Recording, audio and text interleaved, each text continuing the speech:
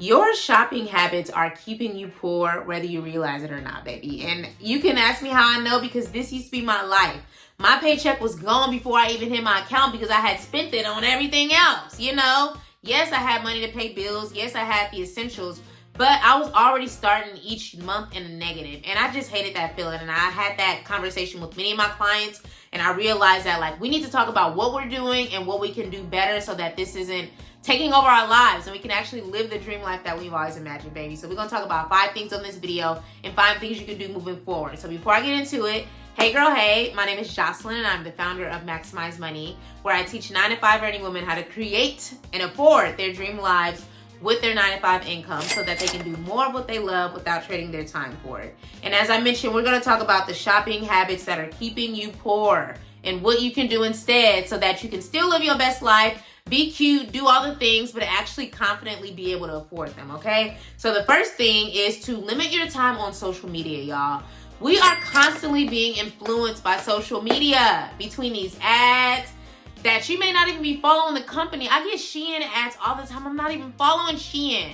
Now I'm a Shein girly, okay? I got these earrings from Shein. I got this shirt from Shein. However, why am I seeing every other post be a Shein ad? This is too much, okay? As well as influencers. Love y'all. Love the influencers. A lot of them follow me. But y'all getting paid. I'm giving my money because you have promoted something that I like and now I want it. You getting paid on the back end. I ain't got no money now. I got less money than what I started with because now I want this thing that you done promoted. No. No. So instead of feeling like, okay, but like, girl, I'm not about to delete social media. I'm not going to not buy things. What I want you to do is limit your time on social media instead. So for me, I have set a schedule. I'm not on there every day because I can't just be sitting there consuming everybody else's lives and start feeling some kind of way about mine. And now I want to spend money to compensate for feeling like I'm not living my best life when I actually am living my best life, but I see somebody online living a better life.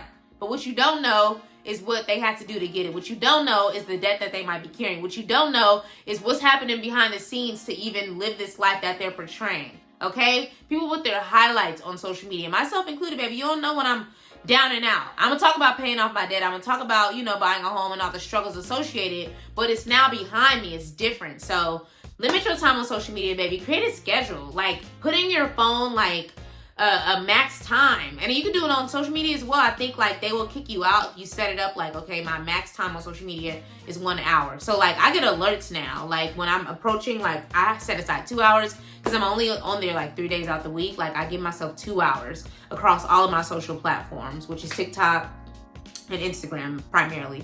And once I, and Twitter, but I don't be on Twitter, child. So once I hit that, I get alerts. And they like, hey, you're reaching 15 minutes. Hey, you're reaching 5 minutes. And they will close it down, okay? You can log back in, but ultimately, you don't want to keep seeing that over and over, baby. So just limit your time and use those built-in limitations that all of the apps offer, as well as your phone. Your phone can offer it as well, where it can limit time on your apps.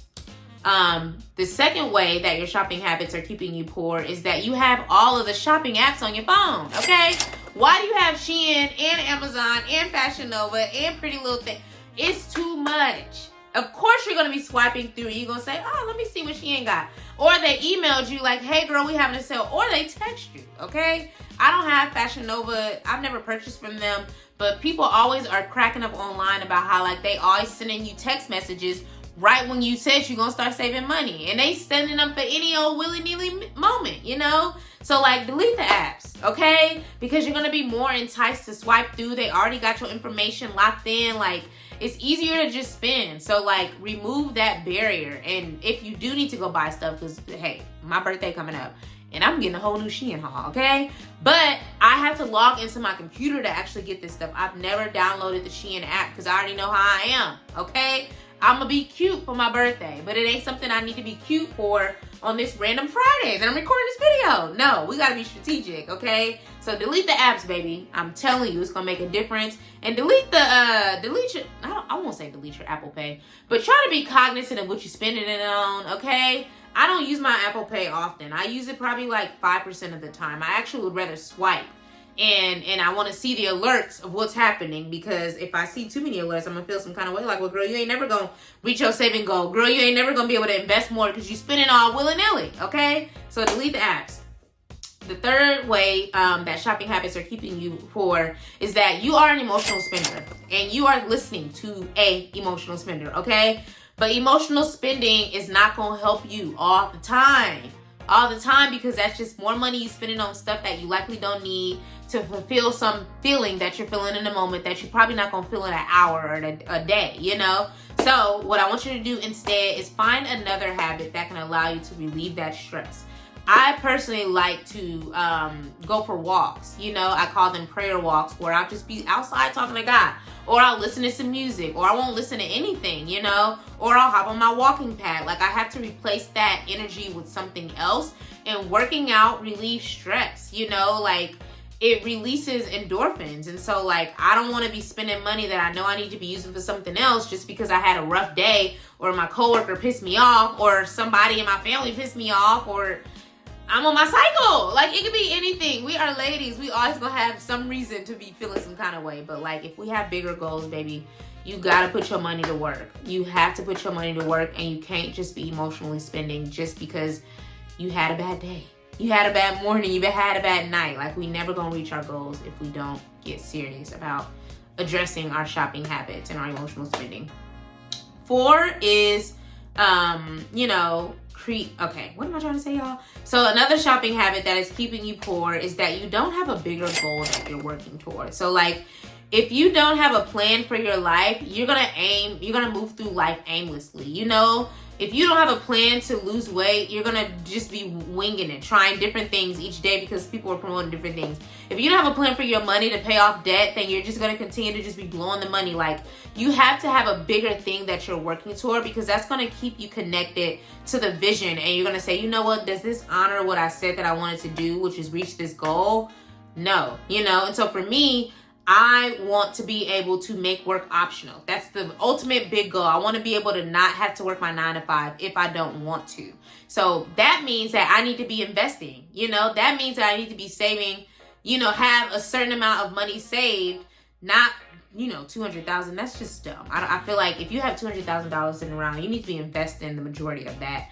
But being able to have 1 year's worth of expenses saved will allow me to have options. Maybe I could take a sabbatical from work. Maybe I can go travel the world. Maybe I could invest in my business. Like, it'll give me the freedom, you know? And so I have smaller goals that connect to that bigger goal. But imagine if I didn't. I would just be at happy hour right now. I will be at brunch tomorrow. I will be in Jamaica Sunday. Like, that's not gonna work, because I'm always gonna be a slave to my job, because I have to pay for those things that I have spent my money on. So I feel like the quicker you get clear on, like, your goal and your vision for your life, and you break that down into sizable goals that you can accomplish and measure, the quicker you'll be able to be like, you know what, I actually do need to be tracking my spending. I actually need to be putting my money to work for me, and I need to be using my job, my 9 to 5 income, to reach this goal. And so if that's something you need help with, if you need help with paying off debt, saving,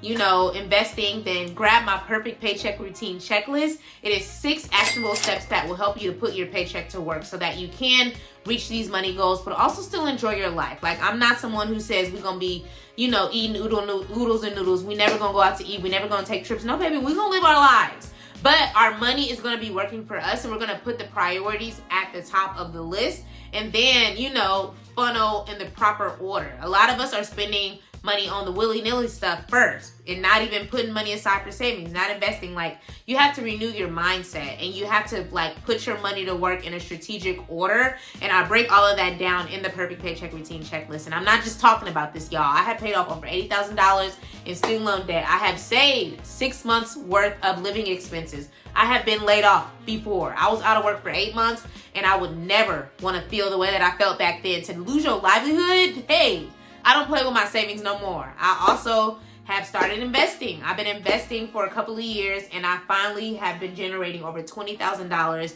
in annual passive income, meaning that is income I did not have to work for, y'all. This is not just unique to me. I just follow the millionaires. I do the work. I stay consistent, and you can as well, but you have to be willing to take the first step with, you know, getting my paycheck routine and lining things up the way that I say to line them up. I'm telling you, you're going to have better results. Same results, if not better. So be willing to do the work. A lot of people are lazy when they come to their money, and I'm making this as simple as possible. That's why it's only 6 steps, and it's a paycheck routine. We all get paid. So if you're tired of not having your money by the time it gets to your account and it's gone and you overdrafting, and you know, we want to do better, and we're going to do better, and we're going to perfect our routine and make it unique to us. So grab that at the link in the description.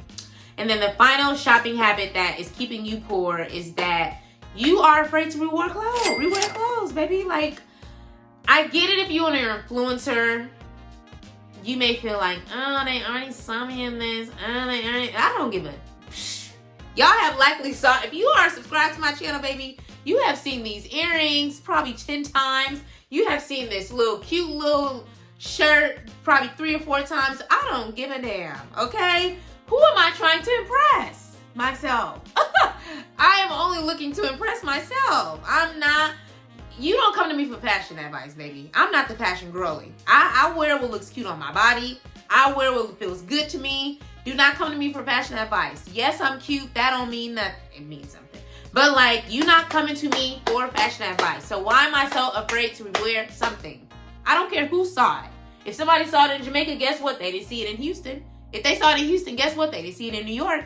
They saw it in New York, guess what? They didn't see it in Ghana. Okay? I'm rewearing things, especially if it looks good and I feel good in it.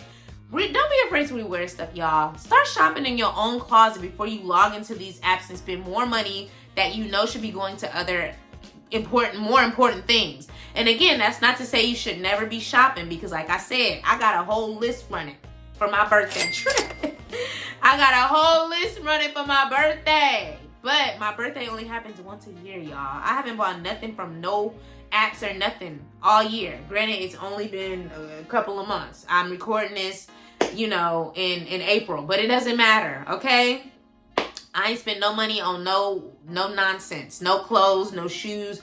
I'm saving all that for my birthday, you know? So I'm gonna do a big haul and be good to go, and that'll be it, okay? I'm not buying no extra stuff, because I have bigger goals, I have bigger dreams, and I'm trying to get my money right, okay? Yes, I'm a certified financial educator, but getting your money right never ends. You only want to get better and better with your routine. And so don't be afraid to wear your clothes, y'all. You gonna see this shirt again. I can guarantee you gonna see these earrings again. I do my own hair for the most part. You gonna see this look again. It is what it is, and I feel no ways about it, because guess what my money is doing? Growing. It's in my investment accounts, okay? It's in my high-yield savings account. My high-yield savings account is paying me to save money, which we all should be doing. I don't care how annoyed you are with what I got on right now. I don't care, okay? And that's the energy I want you to have, baby. Main character energy, because you coming to me for the gems, the money gems, not for the looks, okay? You stay for the looks, but come for the gems. So that's all, y'all. Shopping habits. 5 shopping habits that are keeping you poor. And I promise you, if you start to put some of these into work, you will see the relationship with your money change. So comment below. Let me know which one of these you are guilty of, or that you're planning to make adjustments to. Well, this is a safe space, baby. I told you, I used to be struggling. I struggled for a solid decade. So this is a no judgment zone place. I'm just here to make sure that we all do better, and that we can confidently live and afford the life that we desire, and not be stressing over whether we got the money to do it. So that's all I'm about, and that's what I hope you are about as well. So thank you so much for watching. Please like, comment, share, subscribe. I'm trying to grow this channel, y'all. Please do me a big one, okay? I'm not too proud to beg, okay? Please help your girl out.